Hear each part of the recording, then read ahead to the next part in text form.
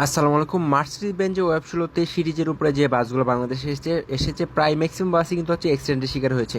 এ নিয়ে আমি অসংখ্য ড্রাইভারকে প্রশ্ন করেছি এবং অসংখ্য মানুষের সাথে কথা বলার চেষ্টা করেছি যে আসলে কি মার্সিডিজ বেঞ্জের ব্রেকিং সিস্টেমের সমস্যা নাকি অন্য কোনো সমস্যা। যতদূর উত্তর পেয়েছি বা যাদের কাছ থেকে আমি উত্তর পেয়েছি তাদের কথাগুলো ছিল এরকম, কারো কারো মতে মার্সিডিজ বেঞ্জের ব্রেকিং সিস্টেমের সমস্যা, কারো কারো মতে হাইড্রোলিক হর্নের সমস্যা আছে, কারো কারো মতে কিন্তু মার্সিডিজ বেঞ্জের হচ্ছে গিয়ার বক্স লক হয়ে যায় বা স্টিয়ারিং বক্স জ্যাম হয়ে যায়, এরকম অসংখ্য সমস্যা রয়েছে।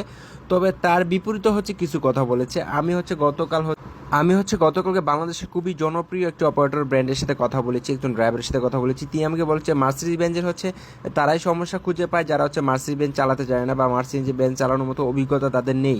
মার্সিডিজ বেঞ্জ হচ্ছে অভিজ্ঞতার উপর ডিপেন্ড করে, মার্সিডিজ বেঞ্জের কোনো সমস্যা নেই, শুধুমাত্র অভিজ্ঞতার জন্যই এই অ্যাক্সিডেন্টগুলো হচ্ছে।